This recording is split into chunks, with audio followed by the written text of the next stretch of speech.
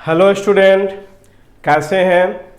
तो सभी स्टूडेंट को यूनिक न्यू भारती पब्लिकेशन के यूट्यूब लाइव चैनल में स्वागत है। और हम लोग उपस्थित हुए हैं डीएलएड साइंस डिस्कशन क्लास में, जिसमें जो है कि साइंस का क्लास हम लोग देखेंगे। तो आप सभी को पता होगा कि डीएलएड में जो है कि 150 क्वेश्चन पूछे जाते हैं और टोटल क्वेश्चन का जो मार्किंग होता है वह 450 का मार्किंग होता है। प्रत्येक क्वेश्चन 3 मार्क्स के पूछे जाते हैं, तो 150 क्वेश्चन के लिए 450 मार्क्स आते हैं, जिसमें साइंस से जो है कि 20 क्वेश्चन पूछे जाते हैं। और साइंस में जो है कि फिजिक्स, केमिस्ट्री, बायोलॉजी तीनों पेपर मिलाकर जो है कि आपसे 20 क्वेश्चन पूछे जाएंगे और 20 क्वेश्चन के लिए 60 मार्क्स। यदि आप क्वेश्चन गलत करते हैं तो इसके लिए जो है कि आपके सही नंबर में से 1 नंबर माइनस कर दिया जाता है। इसलिए जो भी स्टूडेंट जो है कि हमसे जुड़े हुए हैं वो एग्ज़ाम देने वाले हैं, डीएलएड का एग्ज़ाम देने वाले हैं, तैयारी कर रहे हैं, तो किसी भी क्वेश्चन को यदि वह टच करते हैं तो ध्यानपूर्वक और सावधानीपूर्वक जो है कि क्वेश्चन को टच करेंगे और आगे बढ़ेंगे। यदि क्वेश्चन को समझने में या जो है कि और किसी भी प्रकार के आपके पास समस्या होती है तो समस्या का समाधान के लिए जो है कि आप इस नंबर से संपर्क कर सकते हैं और आप अपनी सारी समस्या का समाधान जो है कि पा सकते हैं। तो आज जो है कि हम लोग देखेंगे model practice set 7, model practice set 7। तो यहाँ मॉडल प्रैक्टिस सेट 7 जो है कि यहाँ देखते हैं। इसके पहले जो है कि हम लोग 6 मॉडल प्रैक्टिस सेट देख चुके हैं। तो 7वां अब कहता है यदि 3 ओम और 6 ओम के प्रतिरोध समानांतर में जोड़े जाएं तो संपूर्ण प्रतिरोध का मान होगा। तो समतुल प्रतिरोध यदि समानांतर क्रम में तो 1/R बराबर 1/R1 प्लस 1/R2 होता है, ये समानांतर क्रम के लिए। और श्रेणी क्रम के लिए R बराबर R1 प्लस R2 होता है, जोड़ देते हैं श्रेणी क्रम में। तो 1/R बराबर 1/3 प्लस 1/6। अब इसका 6 और 3 का एलसीएम 6 हो जाता है, 2 प्लस 1 3/6 और ये 6/3 बराबर 2। तो हम लोग जो है कि अपने ऑप्शन में 2 ओम ढूंढते हैं कि कौन सा ऑप्शन में 2 ओम दिया गया है। तो option number C, option number C. Question number 62, solar cell. तो सोलर सेल का काम क्या है कि यह प्रकाश ऊर्जा को विद्युतीय ऊर्जा में परिवर्तित करता है। सोलर सेल आजकल हम लोग देखे होंगे कि बहुत ऐसे घरों के छतों पर जो है कि सोलर सेल लगाया गया है। तो सोलर सेल का काम क्या होता है कि यह प्रकाश ऊर्जा को विद्युत ऊर्जा में परिवर्तित करता है। तो सबसे पहले प्रकाश ऊर्जा को रासायनिक ऊर्जा में परिवर्तित करता है और इस रासायनिक ऊर्जा को हम लोग बैटरी में जो है कि स्टोर करते हैं और फिर बैटरी के द्वारा जो है इस ऊर्जा को प्रकाश ऊर्जा में परिवर्तित किया जाता है। और इसमें जो है कि हम लोग सेमीकंडक्टर का यूज करते हैं। उस सेमीकंडक्टर का नाम होता है सिलिकॉन, और ये सिलिकॉन जो होता है एन टाइप और पी टाइप सेमीकंडक्टर होता है। तो सोलर सेल जो आता है कि सिलिकॉन सेमीकंडक्टर का उपयोग करते हैं और एन टाइप तथा पी टाइप सेमीकंडक्टर होता है, और यह प्रकाश ऊर्जा को विद्युत ऊर्जा के रूप में परिवर्तित करता है। तो हम लोग अब ऑप्शन को ढूंढते हैं कि कहाँ है प्रकाश ऊर्जा को विद्युत ऊर्जा। तो प्रकाश ऊर्जा को यांत्रिक ऊर्जा नहीं, प्रकाश ऊर्जा को रासायनिक ऊर्जा, प्रकाश ऊर्जा को ऊष्मा, प्रकाश ऊर्जा को विद्युत ऊर्जा। ऑप्शन नंबर क्या आ जाता है? तो ऑप्शन नंबर जो है कि हमारा डी आ जाता है। और इस प्रकार 62 का ऑप्शन नंबर डी। 63, किसी तत्व का भार मास नंबर 18। तो मास नंबर को ए के द्वारा हम लोग डिनोट करते हैं। ई जो हो गया 7 बता रहा है, प्रोटॉन और न्यूट्रॉन की संख्या, तो प्रोटॉन और न्यूट्रॉन की संख्या क्या होगा। तो जब कोई भी एलिमेंट उदासीन अवस्था में होता है तो P बराबर E होता है, P बराबर E होता है, और P बराबर जो होता है कि Z होता है। तो P क्या हो जाएगा, 7 हो जाएगा, और A बराबर जो होता है कि P प्लस N होता है। तो A हो गया 18 और P कितना हो गया, तो 7 हो गया प्लस N, तो N बराबर हो गया 11। अब यहाँ 11 N हो गया 11 प्रोटॉन, तो प्रोटॉन कितना हो गया, प्रोटॉन इसमें प्रोटॉन कितना आ जाएगा प्रोटॉन, तो प्रोटॉन जो हो गया 7 हो गया और न्यूट्रॉन जो हो गया 11, तो 7 11 option number C, option number C. तो 63 का 63 का ऑप्शन नंबर सी। प्रकाश वर्ष इकाई होता है, तो प्रकाश वर्ष जो है ये दूरी का इकाई होता है। किसका इकाई है, तो ये दूरी का इकाई होता है। और एक प्रकाश वर्ष में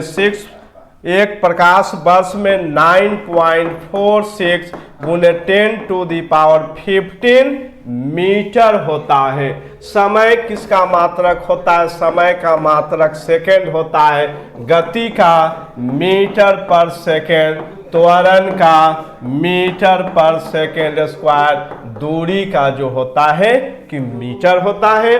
और प्रकाश वर्ष किसका हो गया, तो दूरी का मात्रक होता है। प्रकाश वर्ष किसका मात्रक है, दूरी का मात्रक होता है। तो दूरी कौन है, तो ये option number D, option number D, इतना मीटर, तो ये मीटर और ये मीटर, ऑप्शन नंबर डी आ गया।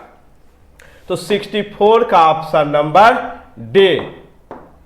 65 काला छेद, ब्लैक होल।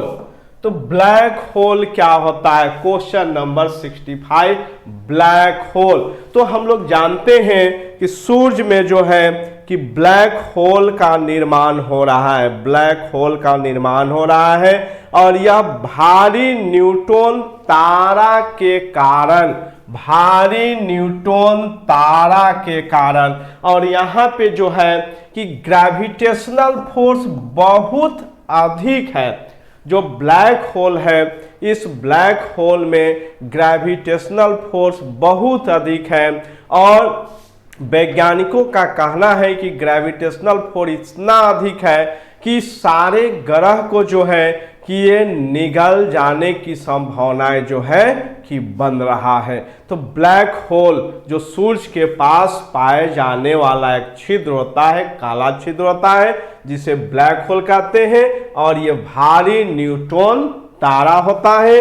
इस जगह पे जो है कि ग्रेविटेशनल फोर्स सबसे अधिक होता है। हरा घर, ग्रीन हाउस। तो ग्रीन हाउस क्या होता है, तो हम लोग जानते हैं कि ग्रीन हाउस गैस, तो ग्रीन हाउस गैस में क्या आता है, तो CO2 आता है, CH4 आता है, CFC आता है, ये सब क्या होता है, ग्रीन हाउस गैस होता है। जिसमें CO2 के कारण जो है कि पृथ्वी का टेम्परेचर जो है कि दिन प्रतिदिन बढ़ते जा रहा है। जैसे हम लोग आज के डेट में सुन रहे हैं कि वातावरण बदल रहा है, ग्लोबल वार्मिंग हो रहा है, पृथ्वी का ताप बढ़ रहा है। तो पृथ्वी का ताप बढ़ने का कारण क्या होता है, ग्रीन हाउस इफेक्ट होता है, जिसमें CO2 का परसेंटेज जो है कि बढ़ते चला जाता है। तो इस समस्या के समाधान के लिए जो है कि हम लोग पेड़ पौधा पर्याप्त मात्रा में यदि लगाते हैं तो ग्रीन हाउस गैस से जो है कि छुटकारा पा सकते हैं। क्योंकि हम लोग जानते हैं कि हरा पेड़ पौधा जो होता है कि वायुमंडल में CO2 गैस का उपयोग करता है प्रकाश संश्लेषण के लिए, और उसके बाद जो है कि वह ऑक्सीजन देता है। तो वातावरण को शुद्ध कौन करता है, तो हरा पेड़ पौधा करता है। तो ये CO2 अब यहाँ देखते हैं तो ऑप्शन नंबर ए में ही मिल जाता है, कार्बन डाइऑक्साइड की परत जो वायुमंडल में होता है।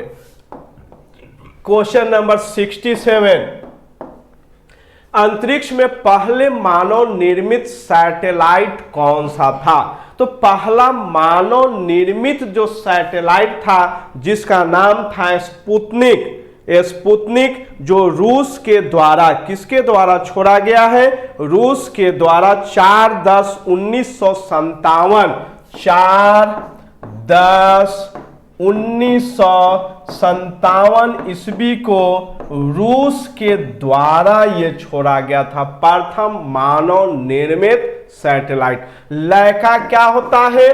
तो ये DOG क्या है? DOG डॉग है, और यह अंतरिक्ष का सैर करने वाला प्रथम जीव था। अंतरिक्ष का सैर करने वाला प्रथम जीव का नाम क्या है?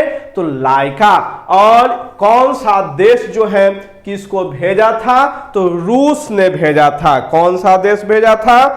तो रूस ने भेजा था। और कब भेजा था? 3/11/1957 को। कब भेजा था? तो 3/11/1957 ईस्वी को लाइका को अंतरिक्ष में भेजा था। तो प्रथम अंतरिक्ष जंतु कौन सा था? तो वह DOG डॉग था, कुत्ता था। उसका नाम क्या था? तो लाइका। तो इसका ऑप्शन नंबर क्या आ जाएगा? 67 का ऑप्शन नंबर बी। 68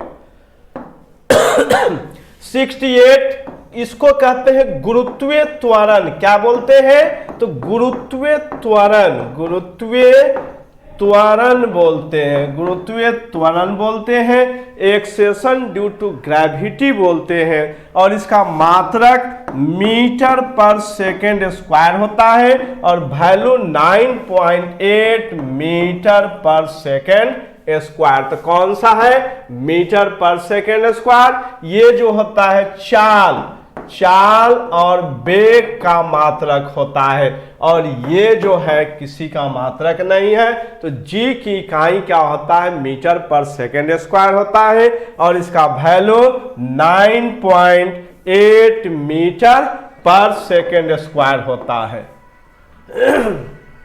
नेत्र से दूर की वस्तु साफ न देख सकने पर, दूर की वस्तु नहीं देखने पर निकट दृष्टि दोष, इसको क्या बोलते हैं? तो निकट दृष्टि दोष बोलते हैं, निकट दृष्टि दोष बोलते हैं। और इसके उपचार के लिए जो है कि कौन सा लेंस? अवतल लेंस का उपयोग करते हैं। और निकट दृष्टि दोष में जो है किसी वस्तु का प्रतिबिंब रेटिना के आगे, निकट दृष्टि दोष में रेटिना के आगे, और दूर दृष्टि दोष में जो है कि रेटिना के पीछे बन जाता है। तो अवतल लेंस यहां खोजते हैं। किस में जो है कि अवतल लेंस है? तो ऑप्शन नंबर बी, अवतल लेंस। और उत्तल लेंस जो आता है ये दूर दृष्टि दोष में जो है कि उत्तल लेंस का जो है कि हम लोग प्रयोग करते हैं। अवतल दर्पण के द्वारा काल्पनिक तथा वास्तविक दोनों प्रकार का प्रतिबिंब प्राप्त होता है। समतल दर्पण के द्वारा हमेशा काल्पनिक प्रतिबिंब प्राप्त किया जाता है। तो 69 का ऑप्शन नंबर बी। जीव कोशिकाओं में आनुवंशिक लक्षणों के नियंत्रण में निम्नलिखित में से कौन सा उत्तरदायी होता है? तो इसके पहले के सेट में, मॉडल प्रैक्टिस सेट में भी आया था कि DNA होता है जो आनुवंशिक पदार्थ का विचरण करता है, एक पीढ़ी से दूसरे पीढ़ी में जो है कि ले जाने का काम करता है DNA। और इसका पूरा नाम डीऑक्सीराइबोन्यूक्लिक एसिड होता है। तो DNA इसमें हम लोग खोजते हैं कि DNA कहाँ है? तो DNA ये होता है। इसकी संरचना के बारे में वाटसन तथा क्रिक नामक वैज्ञानिक ने बतलाए थे, इसलिए इसकी संरचना को वाटसन और क्रिक संरचना के नाम से भी जाना जाता है। यह डबल हेलिक्स होता है। RNA को राइबोन्यूक्लिक एसिड कहते हैं, और यह प्रोटीन सिंथेसिस में जो है की सहायता करता है। जैसे हम लोग सुने होंगे कि कोशिका का प्रोटीन फैक्ट्री किसको कहते हैं, तो कोशिका का प्रोटीन फैक्ट्री राइबोसोम को कहते हैं, और ये प्रोटीन संश्लेषण में आरएनए हेल्प करता है। हार्मोन का स्राव अंतःस्रावी ग्रंथि से होता है। जैसे पीयूष ग्रंथि का नाम सुने होंगे, थायराइड का नाम सुने होंगे, अधिवृक्क ग्रंथि का नाम सुने होंगे, तो ये सब अंतःस्रावी ग्रंथि होता है और इसके द्वारा जो है कि हार्मोन का स्राव होता है। इंजाइम को बायोकैटलिस्ट के नाम से जाना जाता है, और यह बायोकैटलिस्ट क्या होता है, तो हमारे शरीर में डाइजेशन क्षमता, पाचन क्रिया को बढ़ाता है। तो 70 का ऑप्शन नंबर डी आ जाता है। निम्नलिखित में किस युग में सही सुमेल नहीं है, सही नहीं है, सही नहीं है, तो B1 जो होता है संतरा में नहीं होता है, संतरा में नहीं होता है, तो किस में होता है, तो फिश में होता है। किस में, मछली में। विटामिन B1 का रासायनिक नाम थायमिन होता है। B1 का रासायनिक नाम क्या होता है, थायमिन होता है। और यह फिश में और हरा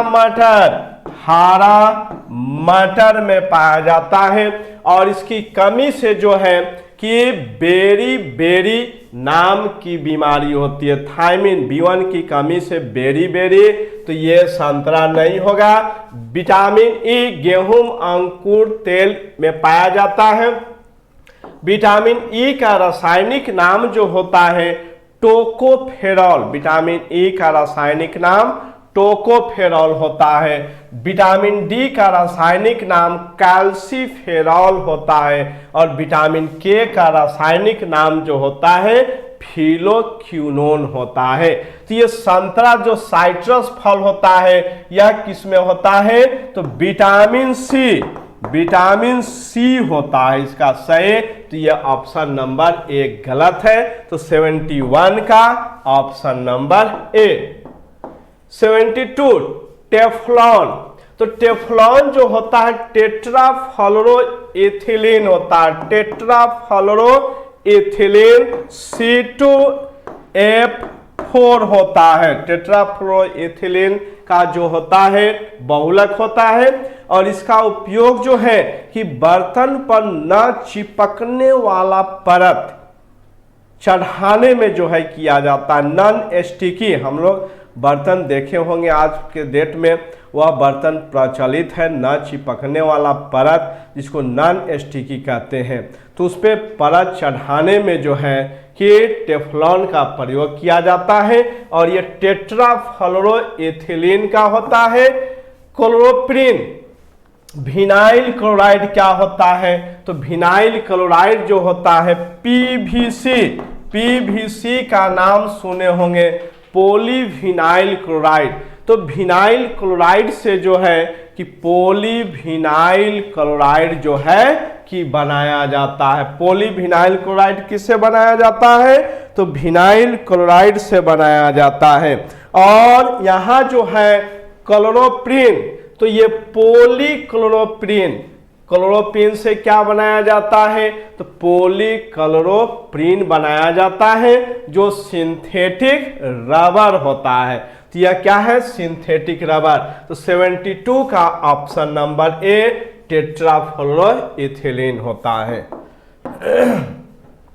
73 बैकेलाइट, तो बैकेलाइट फॉर्मल्डिहाइड और फिनोल का बहुलक होता है।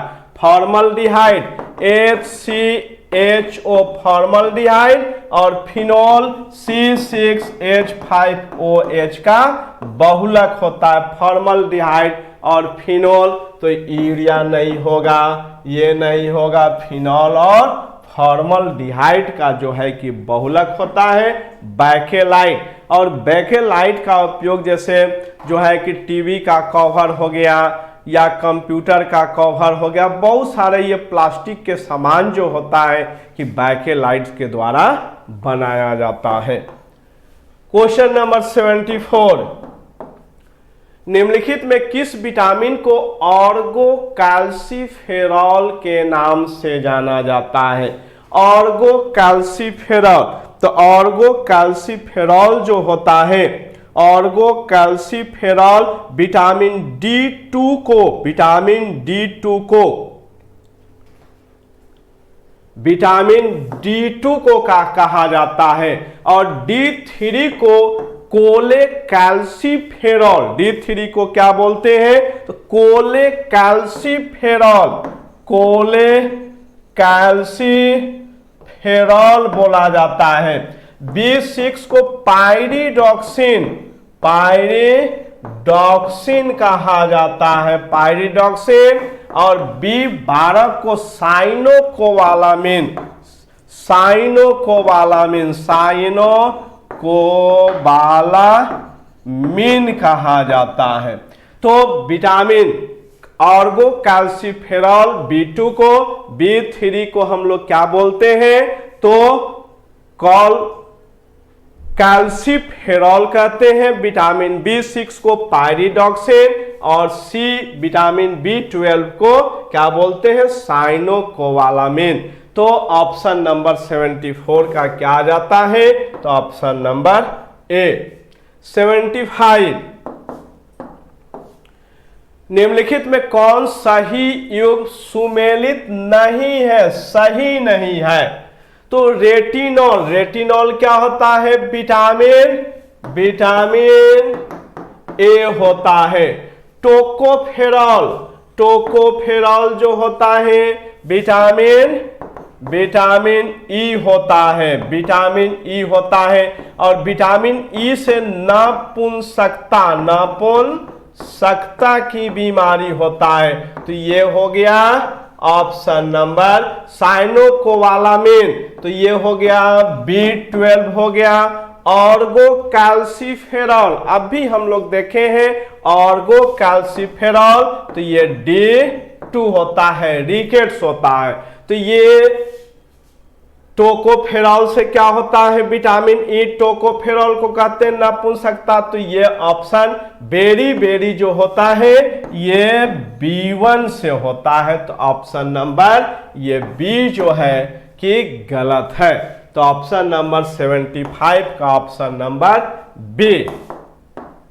76, इंसुलिन, तो इंसुलिन का स्राव जो होता है पैंक्रियाज से, कहां से होता है? पैंक्रियाज से, और यह हार्मोन होता है।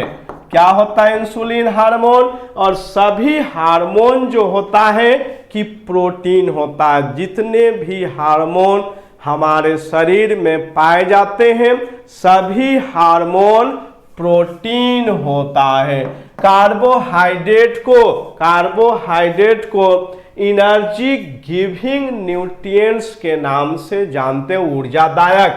विटामिन, तो विटामिन जो है कि हमारे शरीर में जो है कि पोषक पदार्थ यानी कैलोरीफिक वैल्यू विटामिन जो है कि नहीं देता है, लेकिन रोग निरोधक क्षमता को बढ़ाने में जो है कि काम करता है। जैसे हम लोग सुने होंगे कि हमारे शरीर में विटामिन ए की कमी से नाइट ब्लाइंडनेस हो गया, तो ये बीमारी होती है। B1 की कमी से जो है कि बेरी बेरी हो गया, विटामिन सी से स्कर्वी हो गया, तो ये विटामिन की कमी से होने वाला बीमारी होता है। वसा, फैट, तो फैट से भी जो है कि हमारे शरीर में ऊर्जा की प्राप्ति होता है।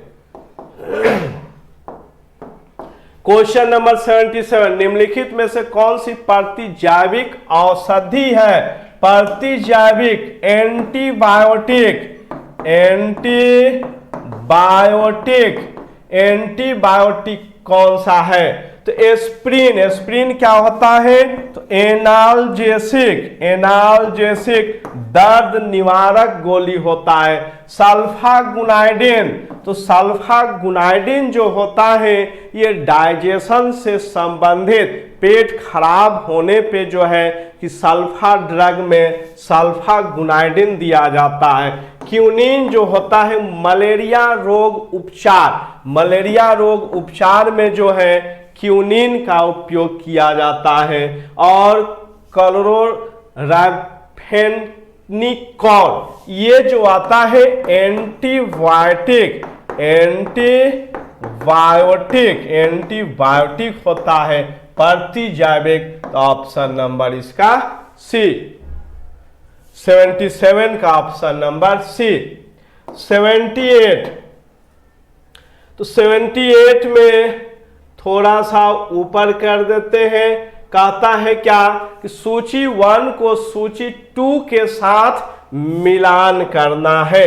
सूची 1 को सूची 2 के साथ जो है कि मिलान करना है। कौन सा ऑप्शन सूची 1 से सूची 2 में मिलता है? क्वेश्चन समझ में आ गया होगा। क्वेश्चन हम लोग देख भी रहे हैं।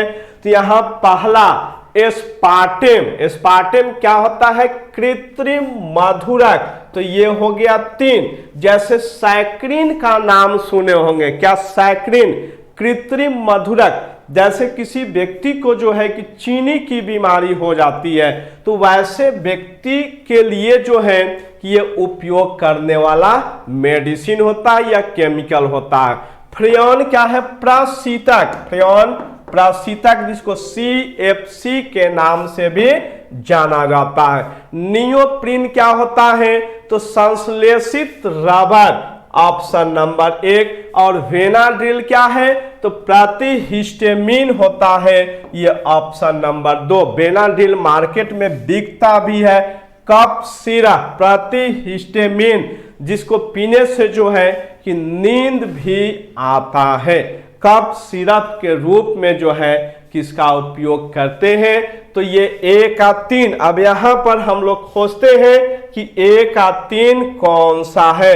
तो A का 1 हुआ, A का इसमें 1 नहीं होगा, A का 2 नहीं होगा, A का 3। A के क्या है? A का यहां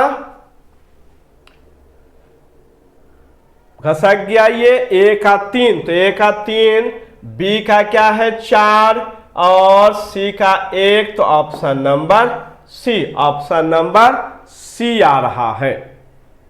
ऑप्शन नंबर C नहीं। एस्पार्टम कृत्रिम 3, A का 3। तो A का 3 हो गया, ये सही हो गया A का 3। फ्रेयन प्रशीतक 4, ये भी सही है। और नियोप्रीन संश्लेषित रबर 1, ये भी सही है। और बेनाड्रिल 2 सही है। Option number C, option number C जो है किसका सही होगा। क्वेश्चन नंबर 79, निम्नलिखित में से कौन सा हार्मोन स्तन ग्रंथियों से दूध का स्राव होने में भूमिका तो ऑक्सीटोसिन, जैसे जो है कि मार्केट में ये इंजेक्शन मिलता भी है। हम लोग सुने होंगे कि गाय भैंस जो दूध नहीं देती है, तो उस गाय भैंस को जो है कि ऑक्सीटोसिन का इंजेक्शन दिया जाता है, जो मार्केट में पहले बिकता था। अब ये जो है कि प्रतिबंधित हो गया है। तो ऑक्सीटोसिन ये नेचुरली हार्मोन होता है और इस हार्मोन का उपयोग जो है कि दूध निकालने में जो है कि किया जाता है। प्रोजेस्टेरोन, तो प्रोजेस्टेरोन क्या होता है? ये फीमेल हार्मोन होता है, फीमेल हार्मोन।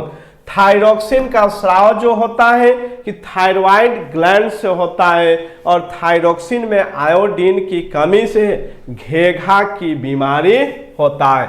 एड्रेनालिन को जो है कि हम लोग इमरजेंसी हार्मोन, आपातकालीन हार्मोन के नाम से जानते हैं और इसका स्राव जो होता है अधिवृक्क ग्रंथि से होता है।